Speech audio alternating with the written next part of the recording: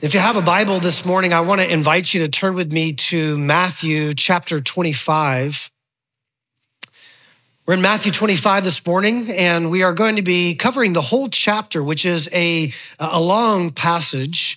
What we're going to see is that it has three sections that I think really speak to one kind of main idea. It's a main idea that we began to look at last week.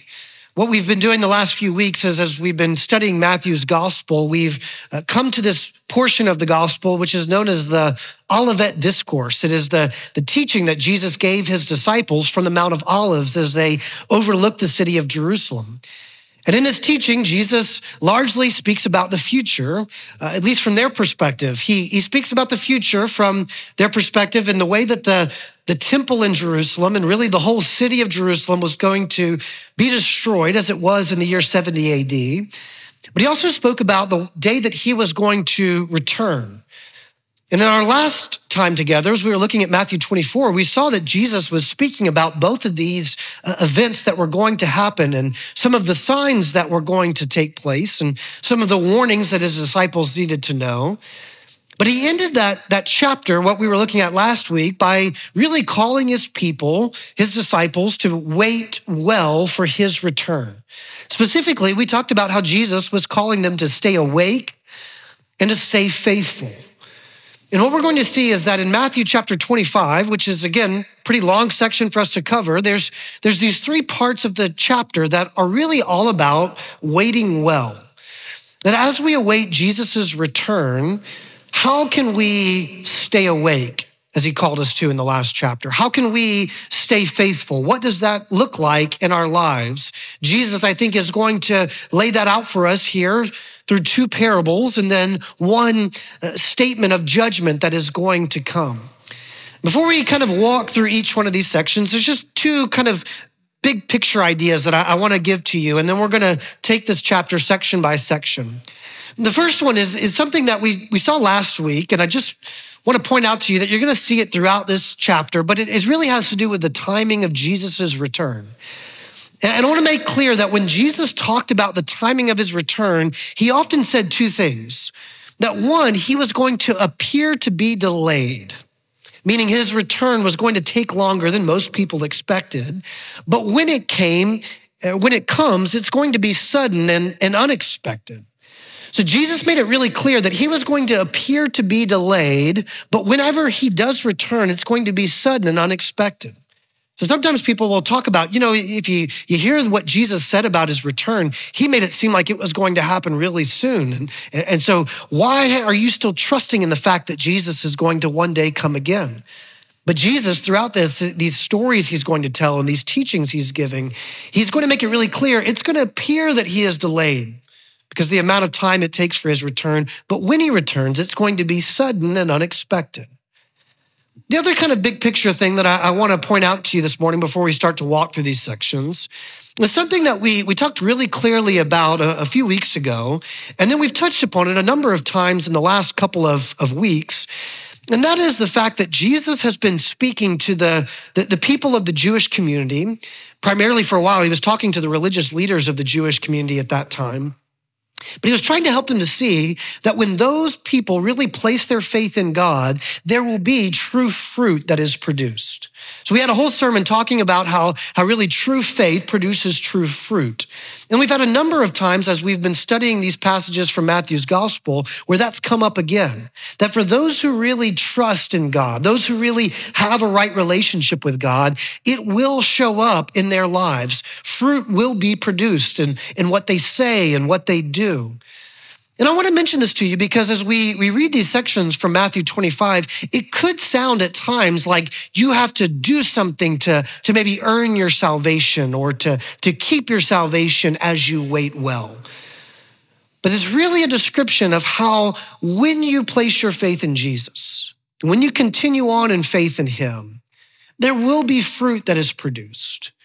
And if there is no fruit, if there's a lack of fruit in someone's life, it really is a sign, not that they are not doing enough or trying hard enough, but it's really a sign that there's no true faith. And so as we read these passages, we study this section of scripture this morning, keep that in mind that Jesus' really theme that he's been touching upon throughout and he's going to hear is that true faith produces true fruit. So with that, let's read this chapter section by section. So we won't read the whole chapter at once. Let's begin with the first parable that Jesus tells, which is found in verses 1 through 13. Jesus says to his disciples, "Then the kingdom of heaven will be like 10 virgins who took their lamps and went to meet the bridegroom. 5 of them were foolish and 5 were wise. For when the foolish took their lamps, they took no oil with them, but the wise took flasks of oil with their lamps. As the bridegroom was delayed, they all became drowsy and slept. But at midnight there was a cry, 'Here is the bridegroom, come out to meet him.' Then all those virgins rose and trimmed their lamps. And the foolish said to the wise, 'Give us some of your oil, for our lamps are going out.' But the wise answered, saying, 'Since there will not be enough for us and for you, go rather to the dealers and buy for yourselves.' And while they were going to buy, the bridegroom came, and those who were ready went in with him to the marriage feast, and the door was shut. Afterward, the other virgins came also, saying, 'Lord, Lord, open to us.' But he answered, 'Truly I say to you, I do not know you. Watch, therefore, for you know neither the day nor the hour.'" We could call this first section of Matthew 25 a parable about waiting. If you like to take notes and fill in the blanks in your bulletin, that's the first one that you'll find, that Jesus tells first a parable about waiting. So Jesus, again, he's just ended Matthew 24. If you were here last week, you can go back and read that. Jesus is talking about his second coming, calling for people to stay awake and stay faithful. And now he begins to tell a number of stories. Here's the first one, a parable, really a parable about staying awake. It's a parable about waiting. It's a pretty straightforward story. I think the only confusing part for us is that we probably don't understand the customs of first century weddings during this culture and time and place. We probably don't exactly know all what was happening in these kind of wedding celebrations. Even as I read from scholars who know that time and period of history better than I do, there was some division over exactly what was being described in the story. But it's clear here that these were probably pretty normal events that would happen at a wedding celebration because Jesus' disciples seemed to understand the story just fine. The story seems to be that there are these 10 virgins, Jesus says. Really, Jesus is really just referring to young unmarried women. So what he's saying is that there's these 10 young unmarried women. You could think of them as a bridal party. They're the bridesmaids for the bride. He says that 5 of them were foolish and 5 were wise. Now, if you think about your group of friends, that's probably pretty accurate, right? I mean, I've done a lot of weddings. I've seen bridal parties. There's usually like some of them that are pretty wise and got things together and some that are kind of foolish. You can't find them when you need them to take pictures and do those things for the wedding. So he says out of this group of 10 girls, 10 young ladies, 5 of them were wise and 5 were foolish. So they're sent out to welcome in the groom. Now, again, this is part of some custom that we're probably not so familiar with. There's different ideas of what was happening even before this, but it seems clear that at some point the groom was going to come and he was going to have his bride, and there was going to be the great celebration, the marriage feast. So wherever the groom is coming from, what he's been doing is part of the custom, we may not know. But it's clear that it was dark outside, and part of the responsibility of the bridal party was to go and welcome him in. And part of that might be by having lamps or torches that would light the way to welcome in the groom. So these 10 young ladies go out, and it says that 5 were wise. They brought extra oil with them. 5 were foolish. They just brought the lamps or torches that they had. And of course, the groom is delayed. And again, this is a picture of how Jesus, his second coming, is going to appear to be delayed. So these young ladies, they're out there for a while. There's no cell phones back then for him to text them that he's running late to go inside. So they're just out there waiting. And all of a sudden, as they fall asleep at midnight, in the middle of the night, there's this great cry. The bridegroom is here. You can almost hear the echoes of what Jesus said would be like when he returns, that there's going to be this loud trumpet blast. Nobody's going to miss it. Here, as the groom shows up, it's a loud announcement. Everybody knows, but the problem is only half of these young ladies are ready. Only half of them came prepared with enough oil for the season of waiting that they might be able to now welcome in the groom and go into the marriage feast. The others who were not ready had to go out and try to buy some oil at that time. And because of that delay, they were not able to join in on the marriage feast. So there's a lot of details and questions that you could kind of get into in the story of wondering, well, what does this represent or what does this mean? But I think the overall point of the story seems pretty clear. That there are going to be some who are ready when the groom appears and some who are not ready. Jesus has told his disciples to stay awake, and he is telling them the importance of it because there is going to be the season of waiting. There's going to be a time in which you have to wait for Jesus' return. Are you going to be able to wait well? And specifically, I want to look at the end of this story to try to maybe point out exactly what Jesus is getting at when he speaks about waiting well during this season. Do you notice in verse 11, it says, afterward, the other virgins, these are the foolish ones, they came and they said, Lord, Lord, open to us. But he answered, truly, I say to you, I do not know you. That's kind of a strange thing for a groom to say, right? I mean, aren't they part of the bridal party? Didn't they get invitations to this wedding? Why is he claiming now to not even know who they are? Well, it seems here that Jesus has taken a turn in the story, that he's no longer just referring to a parable about a wedding feast, but he's actually speaking clearly as to what's going to happen to certain people. Maybe even this crying out of Lord, Lord, and the response of I do not know you sounds familiar to you. Maybe you can remember all the way back to the Sermon on the Mount when Jesus said that there were going to be people who would approach him at the time of judgment. In Matthew 7, verse 21, Jesus says, not everyone who says to me, Lord, Lord, will enter the kingdom of heaven, but the one who does the will of my Father who is in heaven. And on that day, the day of judgment, many will say to me, Lord, Lord, did we not prophesy in your name and cast out demons in your name and do many mighty works in your name? And I will declare to them, I never knew you. Depart from me, you workers of lawlessness. It's very similar language in this parable. I think what Jesus is getting at is that there are going to be people who think they have a right relationship with God, but when Jesus returns, they're actually going to find that they are not ready. Jesus says that these people are going to be surprised that they're not being welcomed into the marriage feast, not being welcomed into the kingdom of heaven. They're going to point at many of the good things that they've done. In fact, many of the people of Jesus' day probably would have thought they had a right relationship with God, maybe because of their Jewish heritage, because of the ways that they kept the law, because of certain good deeds that they had done. But he is letting them know, not just that you missed your chance and you weren't ready when I came, but the fact that I never knew you.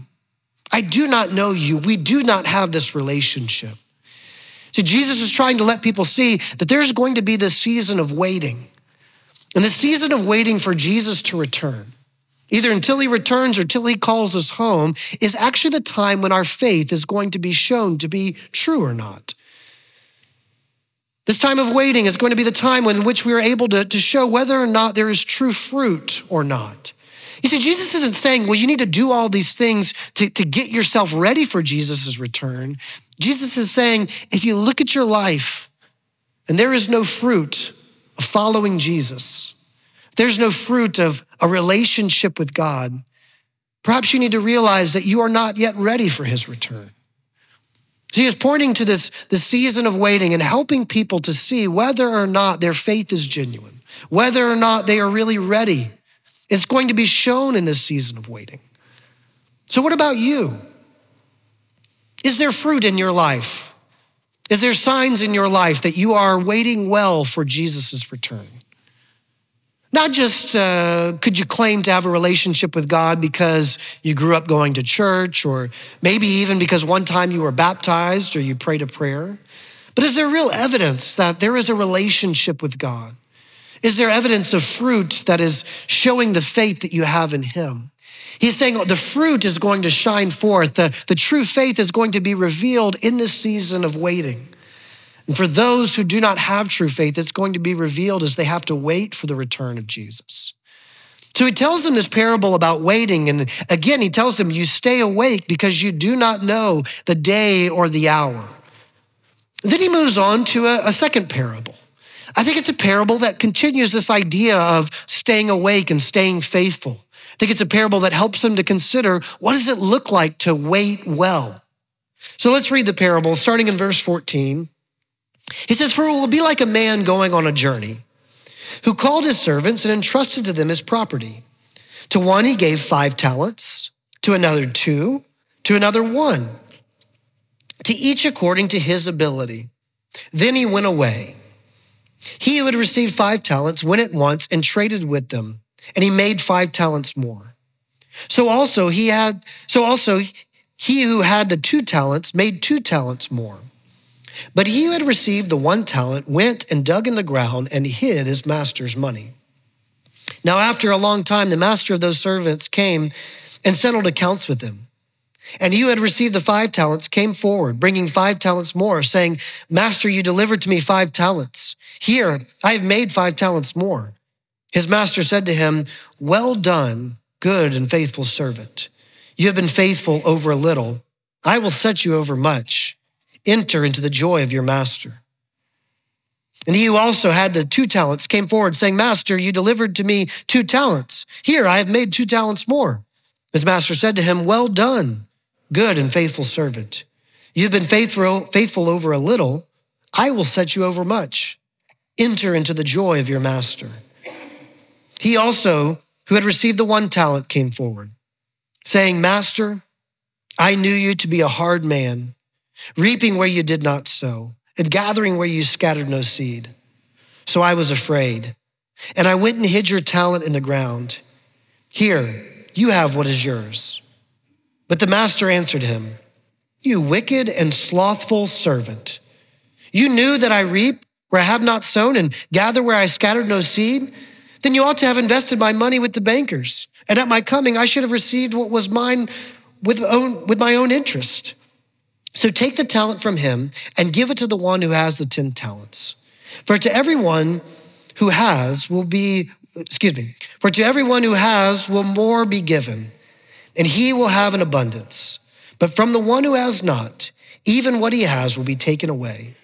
And cast the worthless servant into the outer darkness. In that place there will be weeping and gnashing of teeth. We could call this parable a parable about wasting. If the first parable is a parable about waiting, this is a parable about wasting what one has been given. Again, a pretty straightforward parable about a time of waiting, a time in between. Master gives to his servants different amounts. It says that he gives them talents. Now, a talent was a kind of a measure of money of that time, probably equaling maybe a couple months' salary for a lowly worker.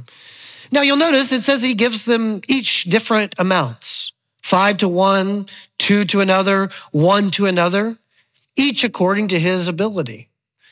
Now, I think it's important as we read this parable and think about what it means for our lives. This isn't just about money. He's giving them a picture here of money that's being given by a master, but really the master's giving over what he owns, his own property, to these servants to oversee, to steward. I think what Jesus is trying to help us to see is this is a picture of what God gives each one of us. God owns it all, but he gives each one of us a portion to do what we will with, to steward on his behalf. So he gives to each one of us, yes, things like money. He also gives us time. He also gives us opportunities and experiences and gifts and talents and abilities. Each one getting a different amount. We don't all have the same opportunities. Each one getting a different amount in terms of maybe the amount of resources at their disposal. But notice it's not so much about how much they've been given, but what they do with it. I mean, you'll notice the first two, they take it and they double what they've been given. They're able to use what's been given to them to make some type of investment, to trade where it grows. And notice that they both receive the same message from the master. It's not that the one who had 5 and got 5 more gets more praise than the one who had 2 and got 2 more. Again, it's not about how much, it's about what you do with what God has given you. To both the one who had 5 and the one who had 2, who went and used what they had been given, stewarded it well, they receive a commendation from their master. They receive the message that they are a good and faithful servant, that they have been faithful over a little and he is going to give them more. And so there's this invitation to enter into the joy of their master. Now, we'll talk a little bit about what this means, but first we need to notice this one servant who had 1 talent. Given maybe the smallest amount, he does not do anything with it. He doesn't go and trade. He doesn't make any type of investment, or even as the master says, doesn't even give it to the bankers to make interest. All he does is bury it in the ground, and when the master returns, he simply gives him back what he's been given. In other words, all the time while the master has been gone, this one servant has wasted the opportunities, wasted what had been entrusted to him. And notice why he did it. I think this is the key to probably understanding all of this. In verse 24, it says, he also had received the 1 talent, came forward saying, Master, I knew you to be a hard man, reaping where you did not sow and gathering where you scattered no seed. So I was afraid, and I went and hid your talent in the ground. Here, you have what is yours. What has caused this servant to be wasteful? Is it that he just doesn't care about his master and his possessions at all? Well, no, it's actually he is afraid of his master. He says, I know you to be a hard man. That word for hard could be merciless. It could be cruel. For some reason, he's got in his mind the picture of a master who gets great investments wherever he goes. You know, he's able to sow where he didn't even reap. He's able to gather where he didn't even plant. Like this guy's so successful that he's going to judge really harshly. And he says, I was afraid of the way that you might react with what I did, and so I did nothing. He says, a way you could think about the master as a generous master. I mean, he's given you what is his to steward and to do well. You could look at the master and say, what a generous master. Let me do with it that in a way that would please him. Or you could view him as a harsh master. I think what Jesus is speaking here is about the way people view God. Some people would look at God as the one who has given them all that they have. And they would say, what a generous and loving God. All that I have is only from God. Let me use it in a way that honors him and pleases him and is in accordance with his will. But there'd be other people who look at God and say, man, he's harsh. He's always watching what I do and what I don't do. He's always keeping records of my rights and my wrongs. And therefore they live in not a healthy fear, a healthy relationship with this master, but they live in a fear that causes them to be wasteful. And notice how the master responds. He says that this servant was slothful, that he was lazy, that he did nothing. The problem is that he wasted. And the whole point here is not about the types of return on your investments that you can get in this world.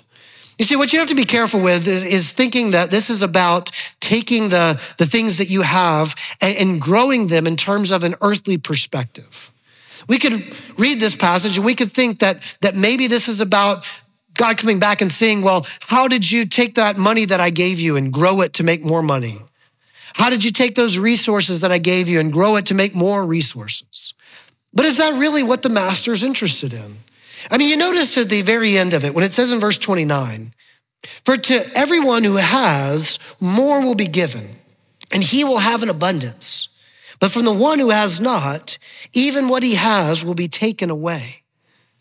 And you ask yourself, what is this? Is this God saying the rich are going to get richer and the poor are going to have what they have taken away? That doesn't sound like God. God's not speaking here about, again, earthly investments and earthly returns. What he is saying here is those who have taken what I've given them, and during the season of waiting, they have used it well to make eternal investments. I am going to give them even more to enjoy. Enter into my joy forever, the master says. I'm going to place them over more. This isn't about that fact that if you're faithful at your job, you're going to get a raise. This isn't just the fact that if you're faithful over a little, he's going to give you more in this world. Some of that might happen, but that's not what he's speaking about. He's speaking about the return of the Lord. He's speaking about an eternal perspective. What he is saying here is, are you taking what God is giving you and are you making eternal investments? For the one who makes no eternal investments, I think that's what he means when he says the one who has not. He says the one who takes what I've given them and does nothing with them to invest in the kingdom, to make eternal investments, they will receive nothing. In fact, even what they have will be taken away. What Jesus is saying is, as you wait, are you using what God's given you for his kingdom? Are you using what he's given you for eternal investments? And this would include our money. God does say that we are to be generous with our money. He says that we are to take what we have in terms of our financial resources, and we should make not just earthly investments, but eternal investments. We should take the money that he has given us and we should invest it in the gospel going forth to the nations, as we've heard about today. We should take our money and be generous to meet people's needs, to care for those who are in need, to make sure that the gospel is going out. But it's not just about our money, it's about all that God is giving us. How do we steward all the resources God has given us? How do you steward your time? You know, God gives you almost 170 hours each week. Sometimes people talk about tithing when it comes to money. In fact, sometimes I'll get questions like, well, do we still need to tithe? Is that commanded in the New Testament? Well, maybe tithing, giving 10% is a good guiding principle. What if you tithed your time? You have almost 170 hours each week. Would you say that you give 17 hours of those back to the Lord? I mean, sometimes just getting people to give an hour to come to church on a Sunday morning is asking a lot. Are we willing to give of our time to make eternal investments? Are you using your position in the workplace, your relationships with friends and family, the opportunities that you have with your neighbors to make eternal investments? You see, he says, as you are waiting, the way that you can be faithful is to not waste what I've given you. And he's going to give us a really clear example of what it looks like to not be wasting in this last statement. So Jesus has told us two parables, and now he ends with this kind of long section at the end with a word of this coming judgment. So to end the chapter, starting in verse 31, it says, when the Son of Man comes in his glory, and all the angels with him, then he will sit on his glorious throne. Before him will be gathered all the nations, and he will separate people, one from another, as a shepherd separates the sheep from the goats. And he will place the sheep on his right, but the goats on his left. Then the king will say to those on his right, come, you who are blessed by my Father, inherit the kingdom prepared for you from the foundation of the world. For I was hungry, and you gave me food. I was thirsty, and you gave me drink. I was a stranger, and you welcomed me. I was naked, and you clothed me. I was sick, and you visited me. I was in prison, and you came to me. Then the righteous will answer him, saying, Lord, when did we see you hungry and feed you, or thirsty and give you drink? When did we see you a stranger and welcome you, or naked and clothe you? And when did we see you sick or in prison and visit you? And the king will answer them, truly, I say to you, as you did it to one of the least of these, my brothers, you did it to me. Then he will say to those on his left, depart from me, you cursed, into the eternal fire prepared for the devil and his angels. For I was hungry and you gave me no food. I was thirsty and you gave me no drink. I was a stranger and you did not welcome me, naked and you did not clothe me, sick and in prison and you did not visit me. Then they also will answer, saying, Lord, when did we see you hungry or thirsty or a stranger or naked or sick or in prison and did not minister to you? Then he will answer them, saying, truly I say to you, as you did not do it to one of the least of these, you did not do it to me. and these will go away into eternal punishment, but the righteous into eternal life. This final section is a statement of warning. Jesus has hinted at judgment. He's spoken of judgment, but now maybe he gives the clearest picture of the judgment that is going to come. Speaks of a king seated on his throne and separating people one from another. So it's clear that in the end, all people will be separated into two groups, either sheep or goats.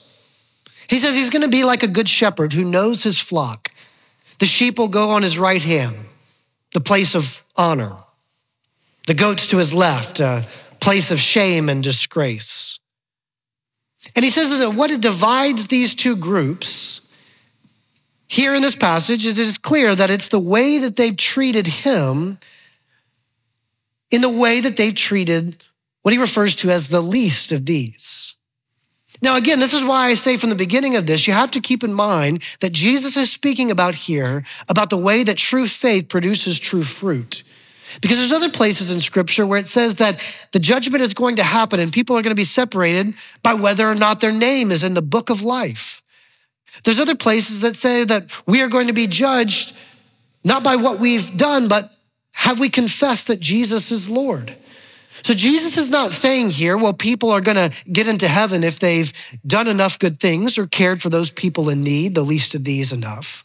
What Jesus is saying here is, do you want to know what it looks like to wait well for my return? Do you want to know what it looks like to not waste what I've given you?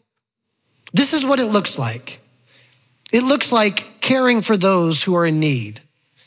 It looks like showing love to the least of these. Now there's some debate because if you look at verse 40, it says, the king will answer them, truly I say to you, as you did it to one of the least of these, my brothers, you did it to me. So sometimes people debate. They say, when he says the least of these, my brothers, is he talking about other Christians? Is this a specific call to care for Christians who are in need? You know, the brothers and sisters of the faith, caring for them when they are hungry and thirsty, when they are strangers, when they are sick or in prison? Or is he not just saying just my brothers and sisters in Christ, the other Christians, but is this a call to care for all of those who are in need? Well, I think the Bible is really clear that both of those things are true.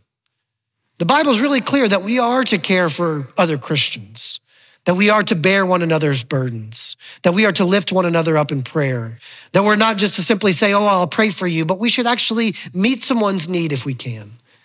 But the Bible is also clear that that should not stop with the Christian community, that we are to love our neighbor as ourselves. I think the whole question is, why does Jesus identify so much with those who seem to be in need?